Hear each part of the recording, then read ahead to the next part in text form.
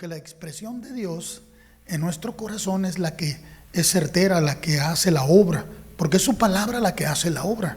No son nuestros deseos o nuestros pensamientos, sino la expresión de Dios en nosotros que nos dirige para hablar y para hacer. Eso es en donde se manifiesta realmente el poder de Dios. Porque si decimos pero no hacemos conforme, pues es solamente retórica. Podemos aprender muchas cosas. Y meditando sobre eso me recordaba yo que por la mañana había estado leyendo el Salmo 37. Acompáñame ya al Salmo 37. Es muy común y he escuchado muchas veces de cómo Dios concede las peticiones de nuestro corazón. Y siempre lleva la connotación de que va a cumplir todos nuestros deseos. Lo he escuchado muchas veces. Tú pídele y Él te dará. Es más, hasta lo tenemos musicalmente, lo cantamos también. Y decimos, oh, ven y deleítate en el Señor, y Él te concederá las peticiones de tu corazón. ¿Han escuchado ese canto? Y muchas veces lo relacionamos con el deseo nuestro. ¿Quién no desea ver la sanidad en todos? Pues solamente alguien que sea muy malvado. Todos queremos ver a la gente sana físicamente. También nos certificamos de la obra de Dios, ¿verdad? De la liberación del cáncer que ya se experimentó. Pero también hubo una confesión de fe. Digo, y si no me hubiera sanado, Dios de todas maneras sigue siendo grande para mí. Si mi cuerpo no sana, no importa. Más rápido estoy enfrente de mi Creador y es mucho mejor allá que aquí. Pero a veces nuestro énfasis está más en lo terrenal que en lo eterno, ¿verdad? Y leía esta escritura y dice, no te impacientes a causa de los malignos. Oh, ¿cuántos leen las noticias y escuchan las noticias? Anoche despertaron a mi esposa con una noticia. Dice, se prendió el teléfono y empezó a hablar solo. Algo está mal con los teléfonos celulares, porque hablan solos. Por eso les recomendé que cuando lo vinieran lo apagaran. No digo, hay algo mal porque uno no tiene la capacidad de entender toda la tecnología. Pero le apareció ahí una noticia que se estaban quemando como 4 o 5 casas aquí en la colonia postal, cerca de donde vive una amiga mía. Hay muchas cosas que están sucediendo, no son buenas. Jesús dijo, en el mundo van a tener aflicción, ¿verdad? Mas confiad, yo he vencido al mundo. Porque lo que el mundo pasa, dice también, ¿no? Y sus deseos. Mas el que hace la voluntad de Dios permanece para siempre. Entonces nuestra confianza no está aquí en lo terrenal. O sea, para no impacientarnos a causa de los malignos, tenemos que tener nuestra vista puesta en el eterno. Porque si no, ¿a poco, dígame, no siente que lo sacan de quicio? Que le da coraje, que se enardece cuando ve injusticias. Y la paciencia, la manifestación de ella, porque la paciencia es una virtud de Dios, ¿verdad? Es una virtud del Espíritu. Su manifestación en nosotros a veces no es. No porque no sea, porque no esté, sino porque a veces nuestra humanidad nos conduce y no el consejo de Dios. Y dice, ni tengas envidia de los que hacen iniquidad, como diciendo, míralos, tan mal que hacen, tanto que roban y mira todo lo que tienen. Y le dicen, pues le va mejor al malo, le va mejor a ese, no, pues yo también quiero tener de lo que él tiene, yo también quiero tener de eso. Porque como hierba serán pronto cortados. No, entonces mejor no, por ahí no le damos.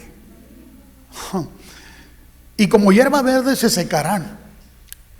Bueno, deja claro, dice, confía en Jehová y haz el bien, y habitarás en la tierra y te apacentarás de la verdad. Deleítate a sí mismo en Jehová y Él te concederá las peticiones de tu corazón. En este punto me llevó el Señor a una reflexión. Y me condujo hasta su palabra donde dice ahí el profeta Ezequiel. El Señor habla a través de su boca y dice, yo les daré un corazón nuevo. Y pondré espíritu de nuevo en vosotros. Y quitaré ese corazón de piedra y pondré un corazón de carne.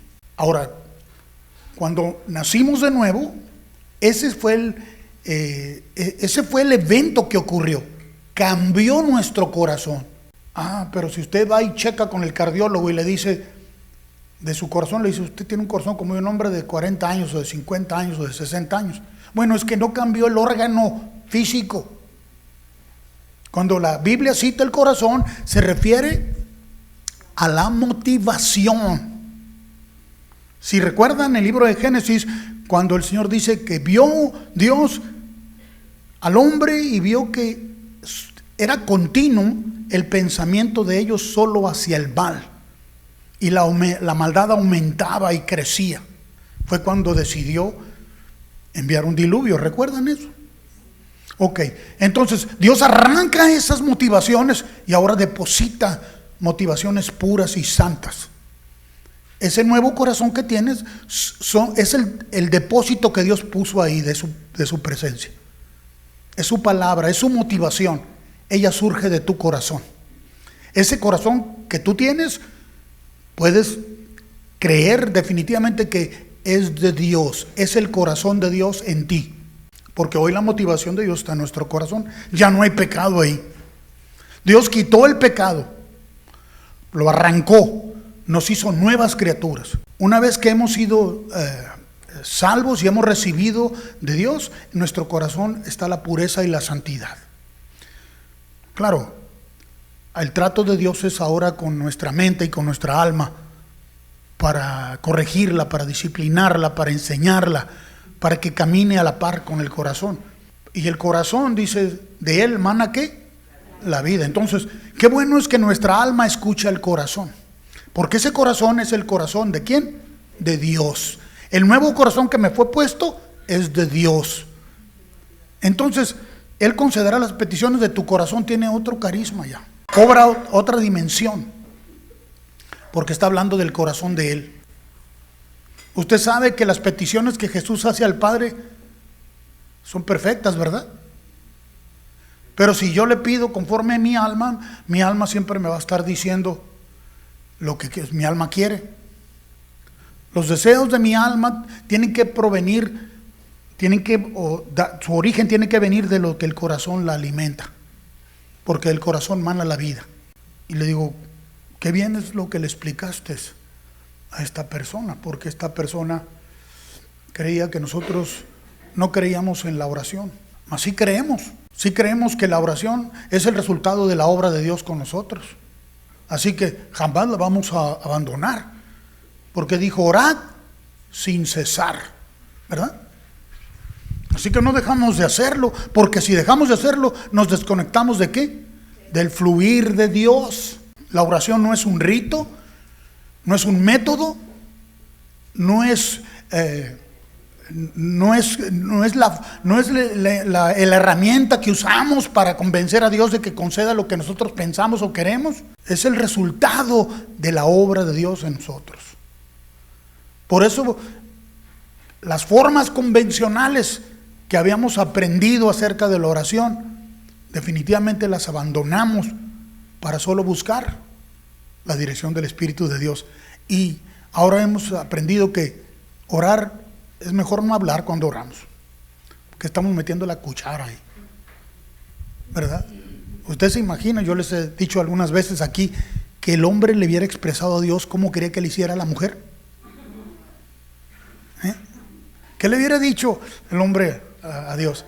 Mira, Señor, que no sea geniosa, que sea bien dócil, y físicamente quiero que me la hagas así, así y así, al gusto del cliente. No tiene nada que ver con tus deseos, tiene que ver con el perfecto deseo de Dios. Bueno, yo estaba en la mañana bañándome y esto era una reflexión que el Señor me traía, y por la noche, ya entrada la noche, ella me estaba compartiendo eso. Y eso me llevó, bueno, me había estado conduciendo por ahí el Señor en la reflexión. Vaya al capítulo 18 de Éxodo. Quiero que vea aquí el testimonio que nos deja la Escritura acerca de cuando no es el consejo de Dios. Cuando nosotros le ofrecemos a Dios nuestras ideas, yo no puedo decir ni puedo pensar que Dios se carcajea, porque no se burla de nosotros. Pero sí hay testimonio de que expresarle a Dios nuestras ideas es infructuoso. No nos lleva a ningún lado. No hay nada que tú o yo podamos aportar en el reino de los cielos. El reino de los cielos está pleno. está completo, es perfecto. Lo que sí hace el Espíritu Santo es que nos pone en sintonía con el Espíritu, con el reino de los cielos. Porque también dijo Jesús, el que no nace de nuevo no puede entrar en el reino de los cielos, no puede moverse en él. Si usted no escucha, pues entonces anda como sin dirección, ¿verdad?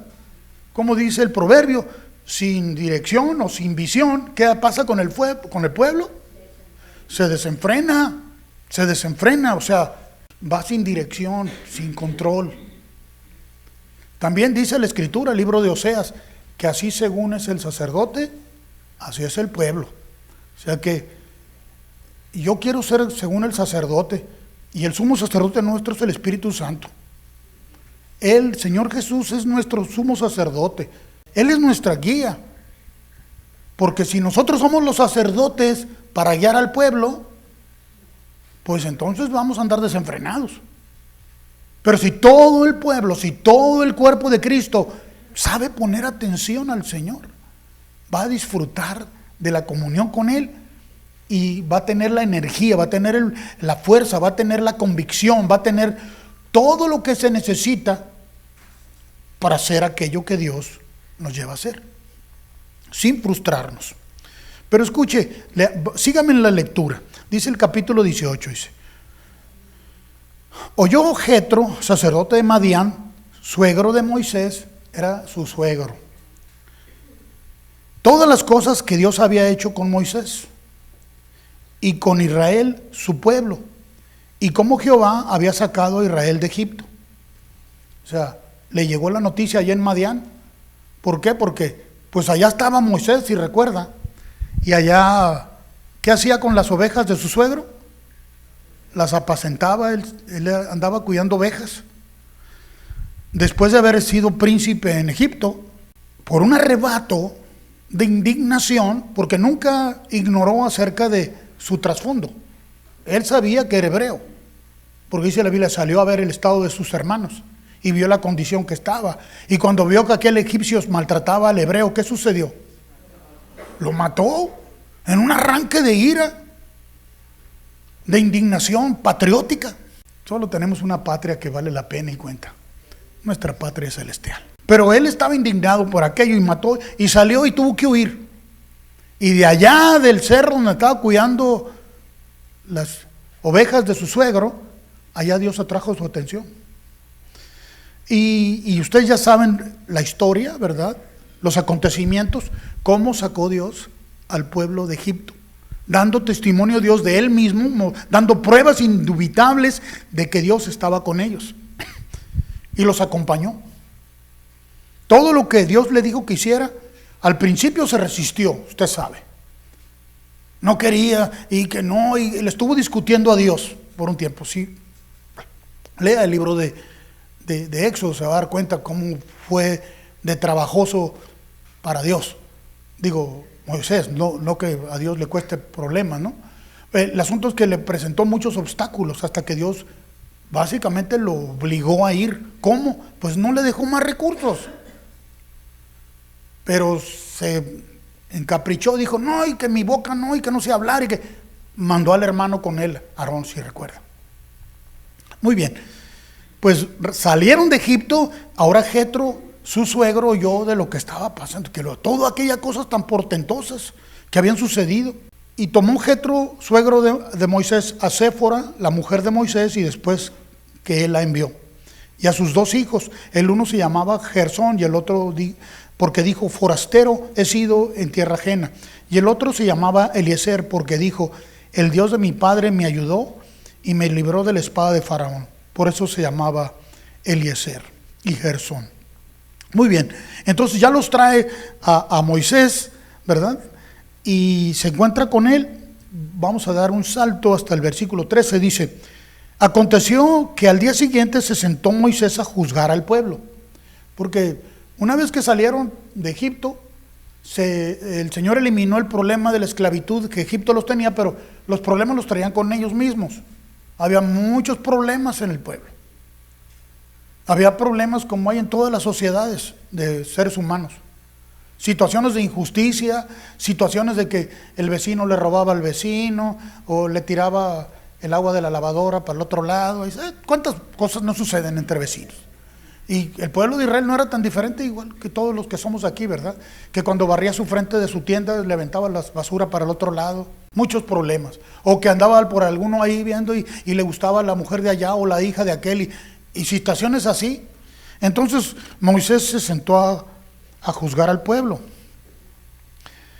Y estuvo delante de Moisés, dice el pueblo, delante de Moisés hasta la mañana, de la mañana hasta la tarde. O sea, tenía un trabajo de tiempo completo, atendiendo los problemas del diario trato de los hijos de Dios entre sí.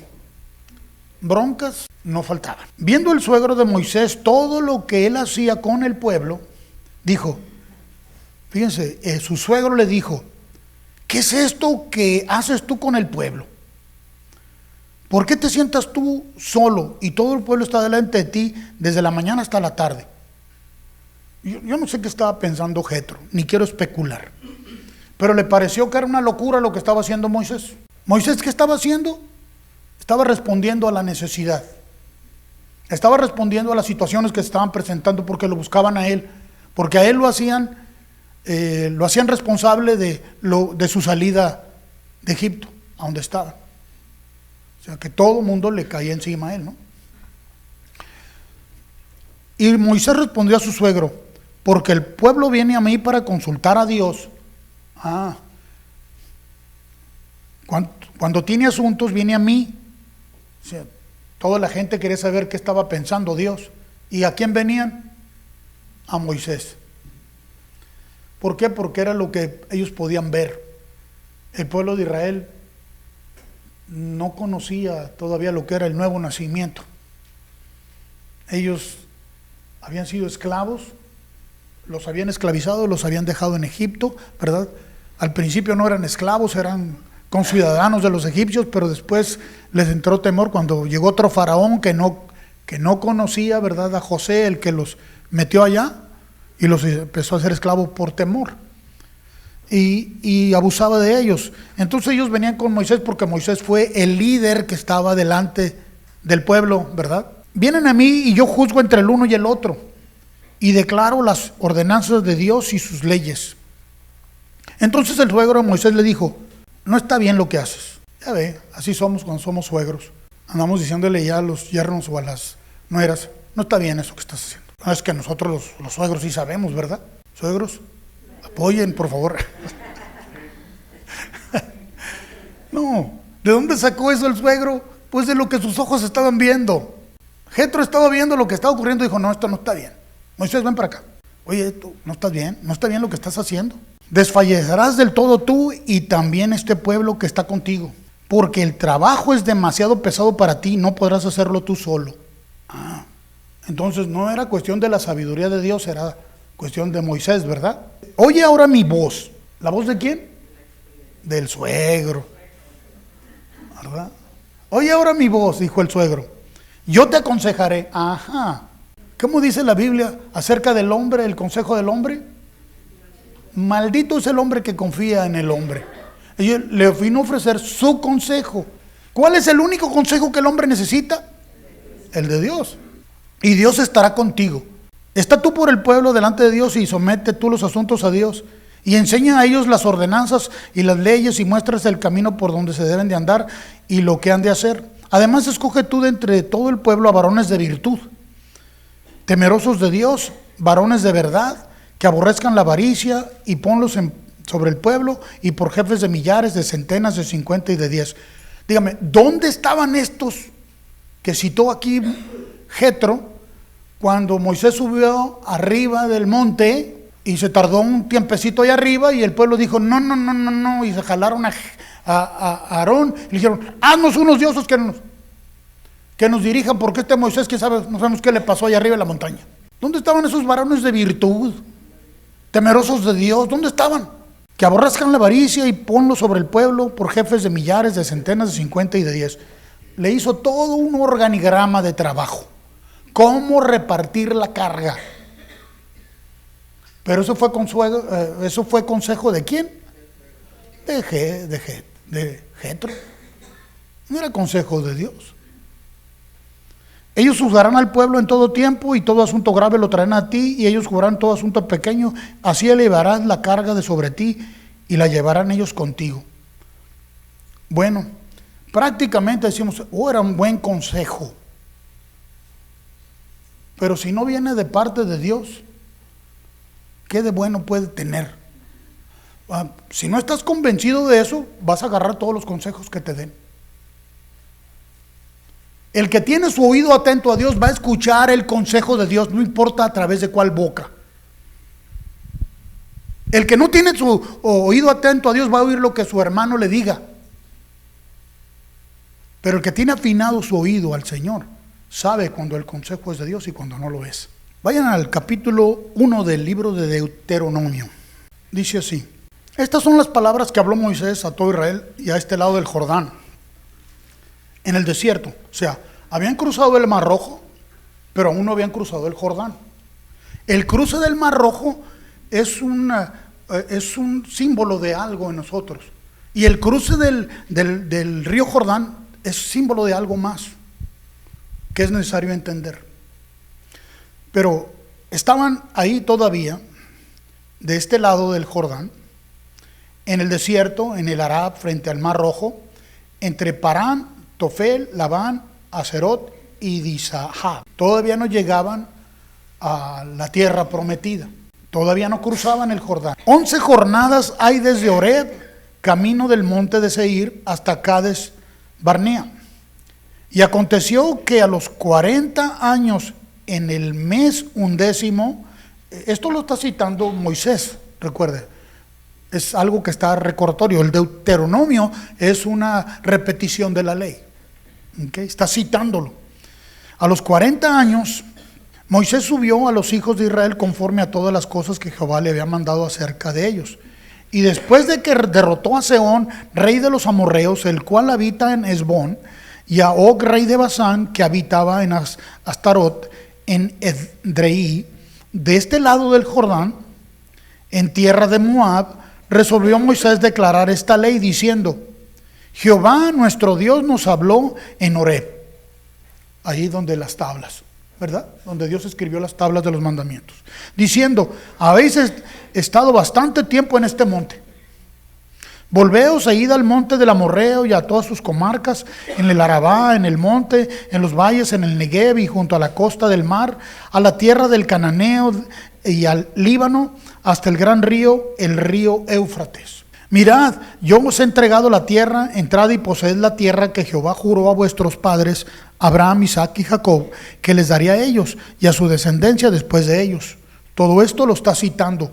En aquel tiempo yo os hablé diciendo: yo solo no puedo llevaros, porque Jehová vuestro Dios os ha multiplicado, y aquí hoy vosotros sois como las estrellas del cielo en multitud.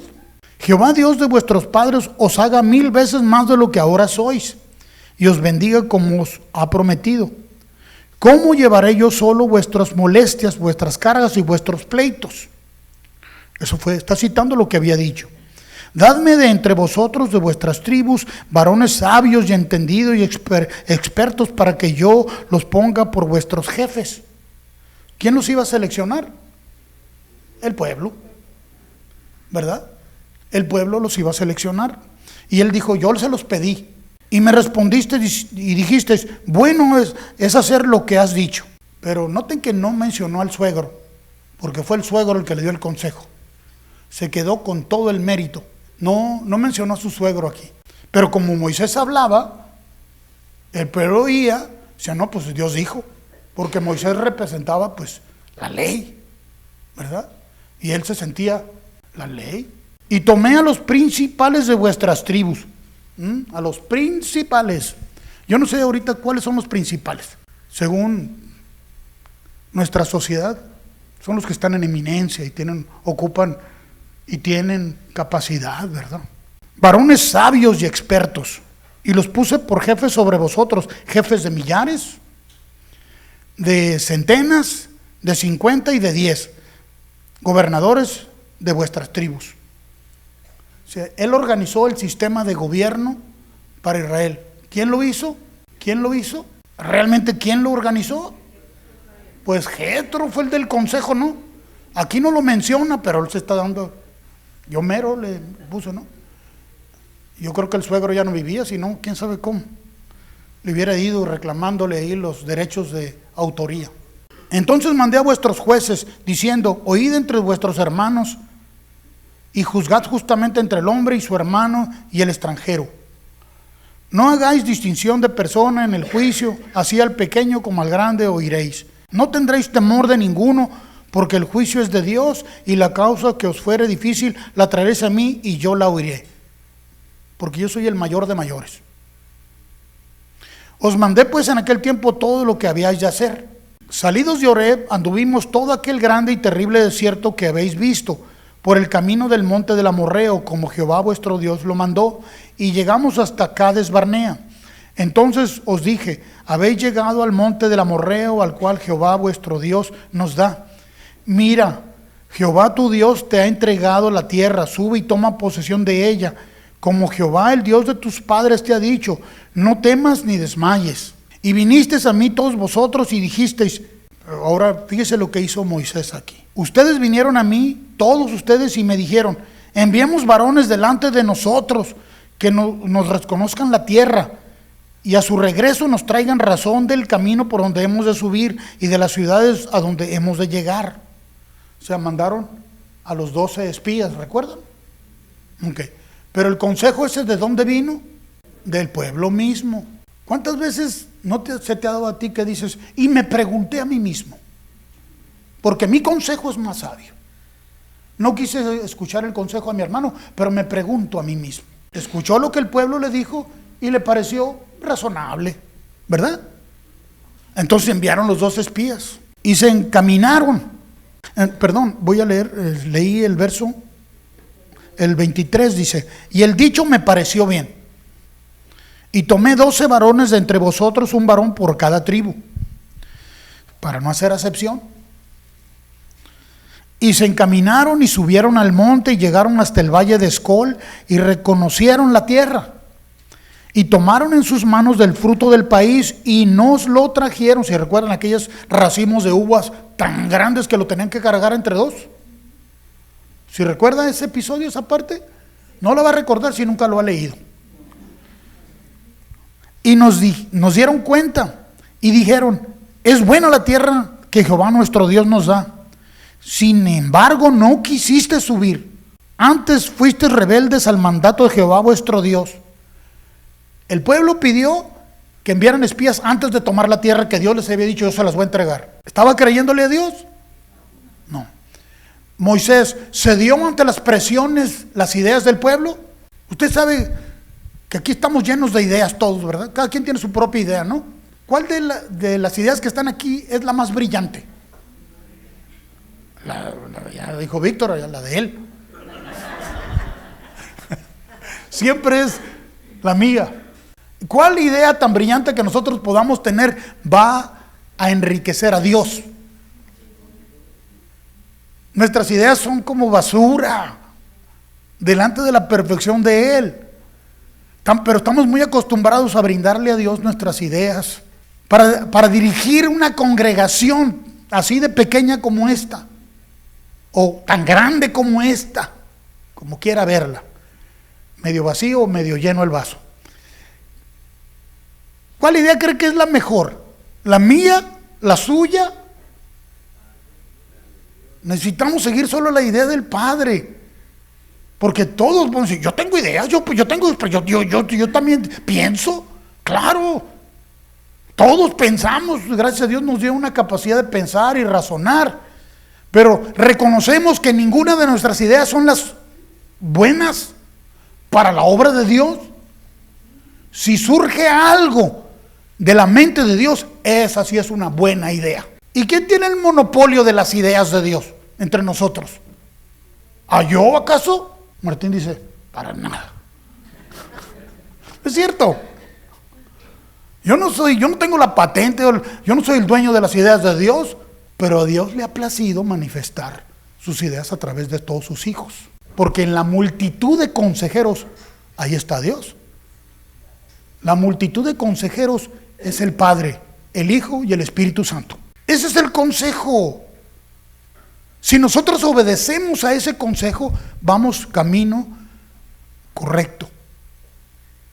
A los hombres nos toca expresar, hablar, decir, pero que tiene que provenir de una idea que surge en Dios, no en nosotros.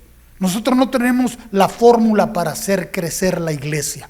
Él dijo, yo agregaré a mi iglesia a todo aquel que ha de ser salvo. ¿Quién? Él lo iba a hacer. Entonces, ¿qué hacemos con todas nuestras ideas sobre iglecrecimiento? Con los programas de iglecrecimiento que nos ofrecen. O cuando nos critican porque no estamos haciendo lo que hacen todos. O nos miramos entre nosotros y pensamos, a lo mejor necesitamos empezar a hacer lo que hacen aquellos o aquellos, porque no vemos que crecemos. ¿Cuál idea es la mejor? ¿Cómo debemos de enseñar y cómo debemos de atender a todas las cosas? Siempre tiene que ser según el Espíritu nos da para hacer. Así nos tenemos que acostumbrar. Aquí como congregación y cada uno en la esfera de influencia donde Dios lo puso. Solo el consejo de Dios es necesario para todos. Verso 27 dice, y murmuráis en vuestras tiendas diciendo, ¿por qué Jehová nos aborrece? O sea, ¿por qué nos rechaza? Se sentían expuestos antes de entrar a la tierra prometida, diciendo, no, pues está difícil ahí. ¿Se acuerdan el reporte que trajeron los espías? ¿Qué dijeron? No, hombre, están regrandotes los tipos con los que nos vamos a enfrentar. Está difícil la cosa. Y el pueblo oyó eso y dijo, no, chale, por ahí no, eso no es tierra prometida. ¿Qué clase de promesas son esas con esos grandolones que están ahí? No, y aparte son muy fieros, tienen cara de muy feroces. Entonces empezaron a murmurar. ¿Y sobre quién cree que recaían las murmuraciones? Ah, sí. El chivo expiatorio era Moisés. Ahora, estaba comiendo una sopa de su propio chocolate o sopa. ¿Por qué? Porque él escuchó el consejo del pueblo. Él escuchó el consejo de su suegro y planificó cómo hacerlo. Si hubieran sido hombres de sabiduría y bien entendidos en el Señor y temerosos de Dios, ¿usted cree que no los hubieran alineado al pueblo a que escucharan a Dios? Pues entonces estos no estaban haciendo su chamba como deberían.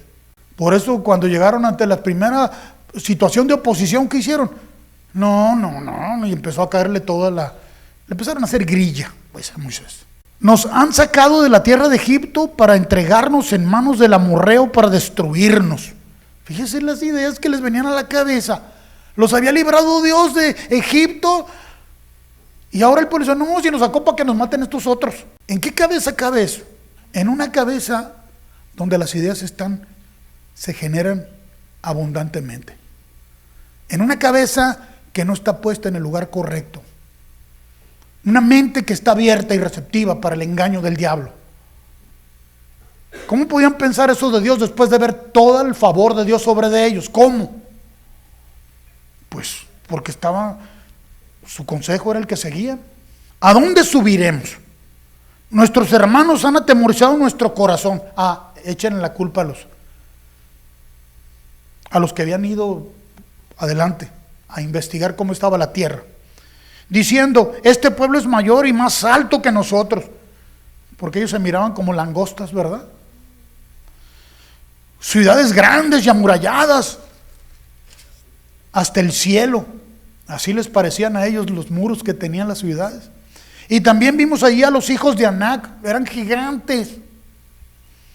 Entonces os dije, no temáis, ni tengáis miedo de ellos. Jehová vuestro Dios, el cual va delante de vosotros, Él peleará por vosotros, conforme a todas las cosas que hizo por vosotros en Egipto delante de vuestros ojos. Y seguía recordándoles, ¿no?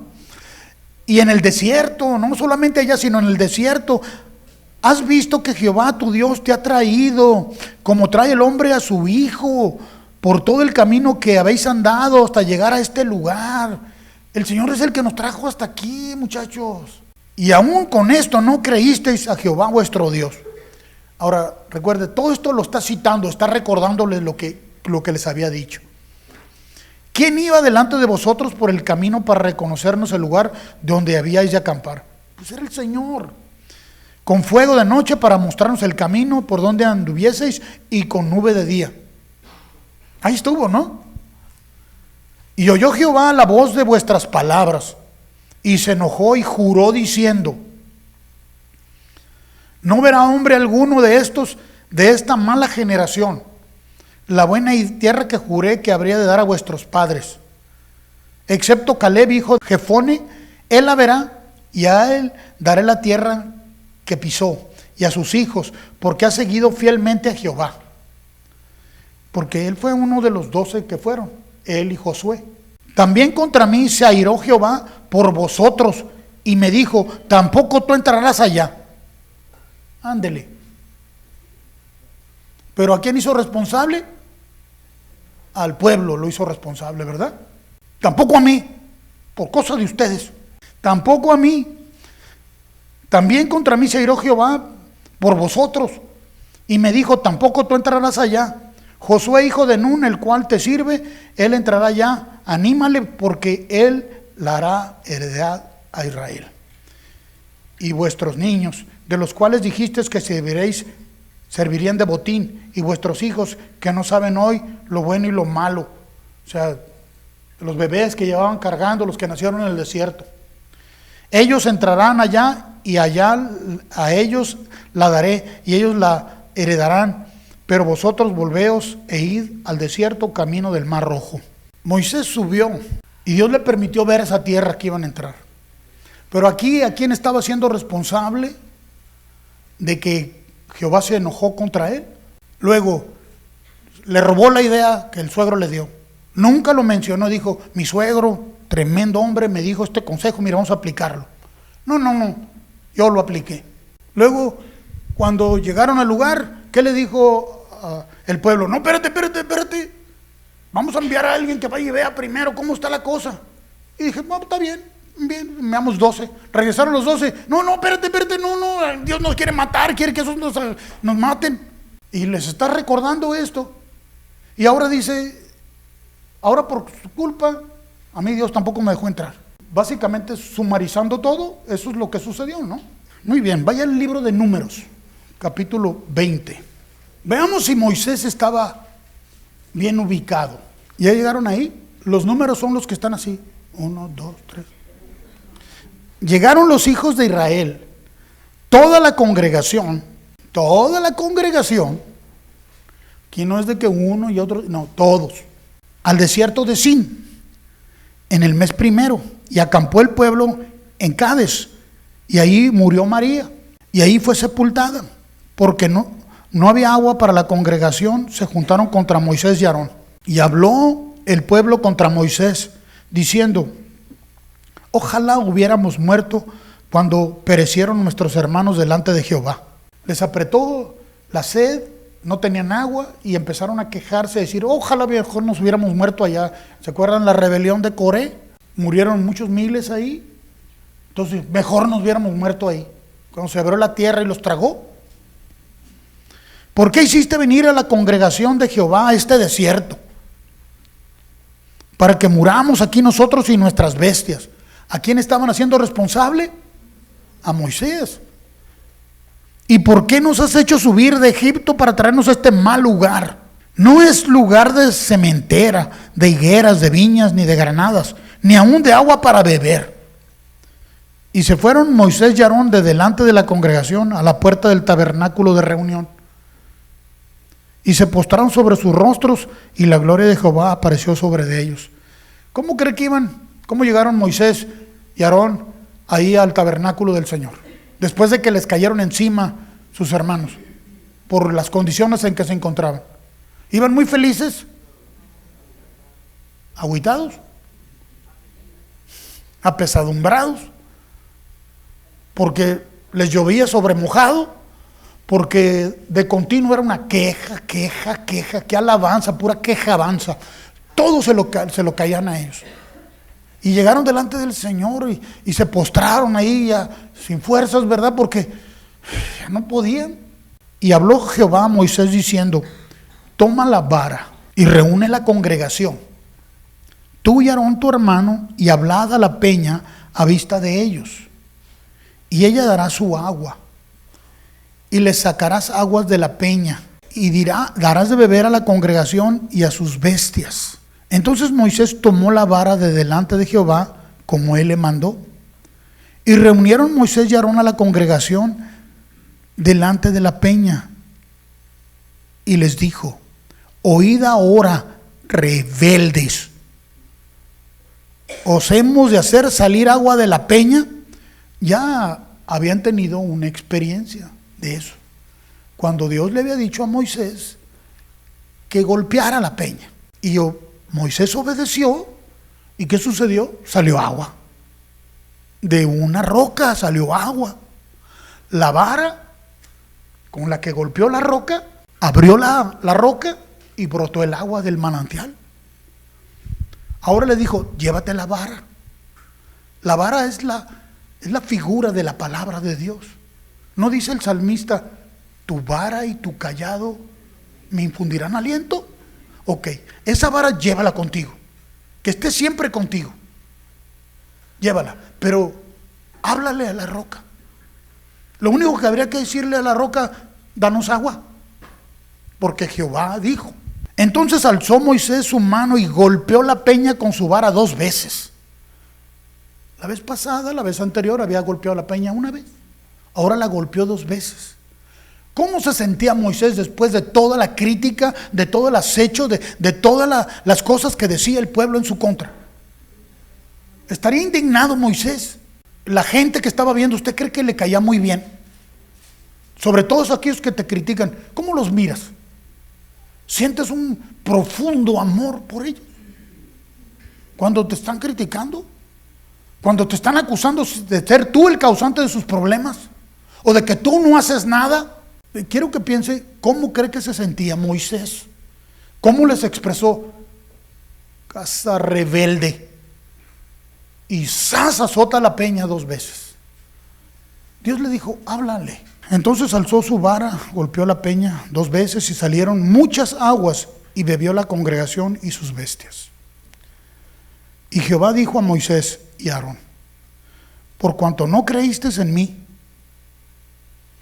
Ese fue el problema. Ese fue el problema. Ese es el problema. Porque no dieron oído a su voz. ¿Y cómo? Pero sí escuchó cuando Dios le dijo: háblale a la peña. Pero ¿cómo respondieron? Respondió con su sentir. Cada vez que operamos en nuestro sentir, en nuestra idea, en nuestro criterio, estamos siendo faltos a la fe. Todo lo que no proviene de la fe es pecado. Todo. El solamente dejarse llevar por la indignación es pecado. Pero Moisés dijo: por culpa de ustedes a mí tampoco me dejó entrar. ¿Cuánta objetividad había en sus palabras? ¿Realmente fue por causa del pueblo?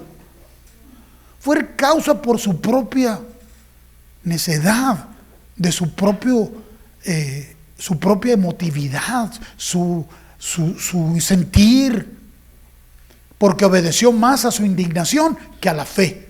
¿Quién le habló y le dijo: háblale a la peña? ¿No fue la fe acaso? ¿No fue el Señor el que le dijo eso? Pero se dejó llevar. Y a causa, esto es una figura. Ahora, Dios no lo desechó. Dios no lo desechó. Tenemos evidencias claras que Jesús mismo nos dio cuando se transfiguró. Pero fíjese lo paradójico de esto. Cuando se manifestó ahí, en esa transfiguración, se manifestaron 2 personajes juntos con Jesús. Era Moisés y era Elías. Y Jesús, ¿qué estaba haciendo ahí con Moisés y Elías? Les estaba explicando lo que habría de acontecer en el futuro próximo. Porque ellos no entendieron. Pero Dios dice: se los voy a explicar. y se manifestaron ahí con él. Pero ¿sabe? No pudo entrar a causa de su incredulidad.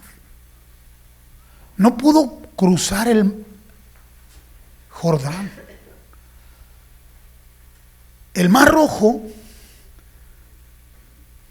el mar que cruzaron y que abrió el Señor, es una figura de nuestra redención, de cómo Dios nos redime. Fuimos redimidos por Él, pero nuestro cruzar el Jordán tiene que ver con la experiencia de la comunión con el Señor, de relacionarnos con Él. Porque una vez que cruzamos ese Jordán, nuestra comunión con el Señor se profundiza. Son figuras para nosotros, pero igual el día de hoy podemos recibir la liberación del pecado, recibir la salvación, ser salvos por la gracia de Jesucristo, pero jamás experimentar la comunión con el Espíritu Santo y no darle oído a Él y no operar en el reino de los cielos. Nuestro cruce del Jordán es cuando hemos desechado todo aquello que nos estorba y ahora solo nos enfocamos en Dios para recibir de Él dirección en todo. Repartimientos del Espíritu Santo lo hace el Señor. Vaya ahora al libro de Josué, al capítulo 1. Es muy fácil culpar a los demás de lo que me sucede a mí por mis decisiones y mis elecciones. Realmente tenemos que reconocer qué es, en dónde nos encontramos nosotros. Si vamos a culpar a los demás o a la iglesia o al pueblo por lo que a mí me falta, o me doy cuenta que soy yo solamente que no estoy prestando atención. Capítulo 1, Josué dice: aconteció después de la muerte de Moisés, siervo de Jehová, que habló Jehová a Josué, hijo de Nun, servidor de Moisés, diciendo: mi siervo Moisés ha muerto. Si recuerda, anterior a eso, en la última parte, ¿verdad? El último capítulo de Deuteronomio, cómo Dios lo llevó allá arriba del monte y lo dejó que viera, y lo descendió y murió allá en el valle de Moab. Ahí lo enterró Dios. Murió, no pudo entrar. No disfrutó del cruce del Jordán. Después de la muerte de Moisés, que Jehová habló a Josué, hijo de Nun, servidor de Moisés, diciendo: mi siervo Moisés ha muerto. Ahora pues levántate y pasa este Jordán, tú y todo este pueblo, a la tierra que yo les doy a los hijos de Israel. Yo os he entregado, como lo había dicho a Moisés, todo lugar que pisare la planta de vuestro pie, desde el desierto y el Líbano hasta el gran río Éufrates, toda la tierra de los heteos hasta el gran mar donde se pone el sol será vuestro territorio. Nadie te podrá hacer frente. Lo reafirma. ¿Por qué? Porque sus propios hermanos era lo que lo confrontaban de continuo. Él vio todo lo que Israel le hizo con Moisés. Él era el muchacho que le ayudaba y le servía. Y él se daba cuenta cómo le caían encima a Moisés por todo. Ahora el Señor le dice: nadie te va a poder hacer frente. Como estuve con Moisés, estaré contigo. No te dejaré ni te desampararé. Esfuérzate y sé valiente, porque tú repartirás a este pueblo por heredad la tierra de la cual juré a sus padres que la daría a ellos. Así que Moisés es una figura de Jesús, que es el que trae liberación. Y Josué es una figura del Espíritu Santo, que es el que nos ayuda a entrar y poseer la tierra. Esta tierra no es lo natural, es el hábitat del Espíritu, que es el reino de los cielos. Nosotros podemos entrar y operar en el reino de los cielos por la guía del Espíritu Santo, si lo oímos, si prestamos atención, si nos callamos y solo lo escuchamos a Él y obedecemos, y no le ofrecemos nuestros consejos a Él. Solamente esfuérzate y sé muy valiente para cuidar de ser conforme a toda la ley que mi siervo Moisés te mandó. No te apartes de ella ni a diestra ni siniestra, para que seas prosperado en todas las cosas que emprendas. Nunca se apartará de tu boca. Nunca se apartará de tu boca este libro de la ley. ¿Qué quería que saliera de su boca? La palabra de Dios. La palabra de Dios solamente de su boca. Porque el que medita en la ley de Jehová de día y de noche es como un árbol plantado junto a corrientes de aguas. Va a dar su fruto en su tiempo y su hoja no cae. Y todo lo que haga va a prosperar. ¿Por qué? Porque la palabra del Señor está en su boca. No hay otra palabra que salga de su boca. Solo la palabra de Dios. Y de día y de noche meditarás en él para que guardes y hagas conforme en todo lo que en él está escrito, porque entonces harás prosperar tu camino y todo te saldrá bien. Lo mismo que dice el salmista, ¿no? Mira que te mando que te esfuerces y seas valiente. No temas ni desmayes, porque Jehová tu Dios estará contigo en donde quiera que vayas. Cuando te acosen, cuando te presionen, cuando te hagan bullying, tus propios hermanos, no cedas. Yo voy a estar contigo. No te dejes amedrentar por lo que dicen que tú tienes que hacer o lo que estás haciendo mal. Yo te voy a respaldar. Es mi palabra. Tú lo vas a sentir. No importa quién sea. Cuando el consejo es de Dios, Dios nos abre los oídos y nos impulsa a obedecer. No importa quién sea el que hable. Pero cuando no es de Dios, entonces no le des lugar, porque las presiones externas se aumentan. Para resistir las presiones externas es necesario estar bien fortalecidos en lo interno. Solo en Él. Y Josué mandó a los oficiales del pueblo diciendo: pasad por en medio del campamento y mandad al pueblo diciendo: preparaos comida, porque dentro de 3 días pasaréis el Jordán para entrar a poseer la tierra que Jehová vuestro Dios os da posesión. También habló Josué a los rubenitas y gaditas y a media tribu de Manasés diciendo: acordaos de la palabra de Moisés, siervo de Jehová, os mandó diciendo: Jehová vuestro Dios os ha dado reposo y os ha dado esta tierra. De aquel lado de este lado del Jordán. Se quedó, ¿cuántas tribus de este lado del Jordán? 1:30, ¿verdad? 2:30, 3:30. ¿Cuántas se quedaron? Vamos a leerla, dice. También habló Josué a los rubenitas, gaditas y a la media tribu de Moisés. Sí, pero era media tribu. A las 2:30, para las 3 no cuenta.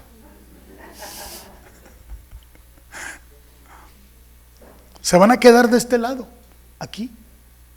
Pero la promesa del Señor fue que le dijo a Moisés, a Josué: porque tú repartirás a este pueblo por heredad la tierra. Por eso sabemos que Josué es una figura del Espíritu Santo.